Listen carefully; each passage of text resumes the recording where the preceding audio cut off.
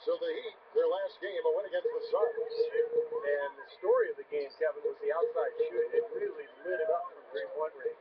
Well, they were giving far too many open looks from out there, Steve. I mean, they were shooting warm-up jumpers. That's what happens when you play a team that's weak on the perimeter defensively. Oh, my goodness. What a huge play. Nasty, nasty. Whoa. And that look right there on Clark says it all. He's not alone, Kevin. That was just mean right there.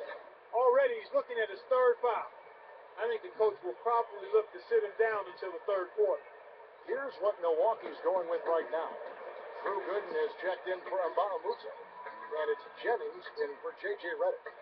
Here's Smith. Can't hit. And Miami the other way now. This game against Milwaukee here, it's their first look at the Bucks. Well, somewhat surprisingly, they actually lost the season series last year, and playoff status apparently meant nothing when it came to how they matched up. Good dish to Jennings. Back to Smith to end the run. That falls. Great assist by Brandon Jennings. Jennings has got assist number 5 here tonight. It's back to Battier. A miraculous buzzer beater. Well, I love how he kept his cool there. Low stress, not a care in the world. You're right. Oh, man, with time running down. A dominating first half of basketball, and so far hasn't been close. It's the Heat running away with this one. And coming up after the break, it'll be Damon Bruce breaking down all the highlights from the first half of play.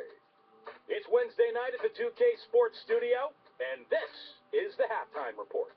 And now, brought to you by Sprint. Miami up on top against Milwaukee, and they've been rolling lately. That continues tonight. They've done a fantastic job pushing the break and the tempo, easy buckets in transition. And now let's give you a chance to make your pick for today. Thanks so much for joining me here in studio. Second half action is coming right up. We hope you enjoy the rest of the game.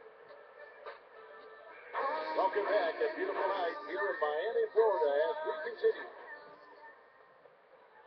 And this will be the first full year in the backcourt together for Jennings and Ellis. And it's going to be very interesting to see how this small, thin lineup will hold up, especially at the defensive end of the court. And now let's check out the lineups courtesy of Gatorade, all fueled up and ready to go for the second half of basketball. And for Miami, look at who they've got out there. Wagner, he's in at the point. Chris Bosh is out there with LeBron James. Then there's Dwayne Wade. Oh, get it! Did you see that? Oh, we got to see that one again, guys. We've got to see that again. I need a replay. I'm not sure what I just looked at. There's the pick. Here's Ellis, using his post move to get the 2 points. Ellis has got 21. Well, Ellis is just a dynamic scorer, as we all know. A penetrator, a lane runner. He's a guy who can absorb contact in transition and still finish off plays. Just one of the best perimeter players that we have in this league. He really is. He's always been a great scorer. He's been asked to take a lot of big shots. That's nothing new for him to have the ball in his hands with the game on the line. You never know. We might see another game winner here tonight. The Heat have been a perfect 8 of 8 at the line. And guys, those numbers represent a nice step up from what they were last year. Well, I think the time has passed when the Heat were kind of the villains of the NBA. It seemed like that role maybe went over to Dwight Howard a year ago with all of his individual issues. But, you know, LeBron and Bosh, Wade, they're never going to be, you know, the lovable underdog. But I think things have settled down there, and people have at least accepted them for who they are now. Ilyasova gets the bucket. Well, and you can't let them get deep position.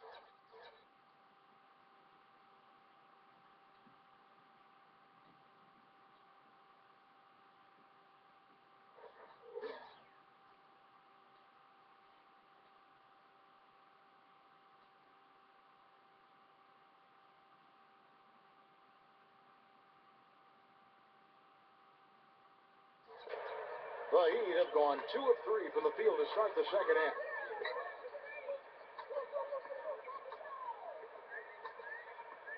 Bosh, the screen. Off the screen.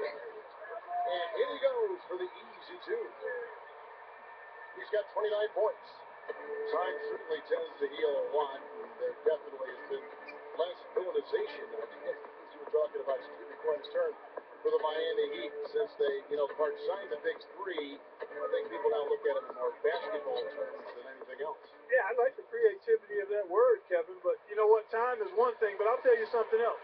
They should send a fruit basket to Dwight Howard to help him take some of the scrutiny off of them.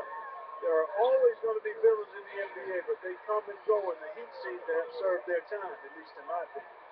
He's been so valuable for this team with plays like that one. Wade against Ellis.